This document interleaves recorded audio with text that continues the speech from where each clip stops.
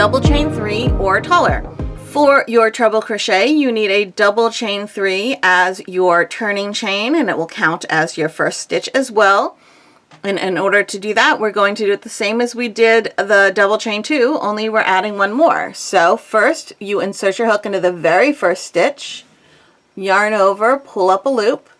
There are now 2 loops on your hook. Yarn over, pull through both loops. And now we have these 2 vertical loops here, 1 and 2. We're going to insert our hook into the second vertical loop, the front of the second vertical loop, yarn over, pull through just that 1. Now there are 2 loops on our hook again, yarn over, pull through 2. That's a double chain 2. You see we have 1, 2 of those. We need a 3, so we're going to look at those 2 vertical loops again, insert our hook into the front of the second vertical loop, yarn over, pull through 1, 2 loops on our hook, yarn over, pull through 2, and that works for a treble crochet.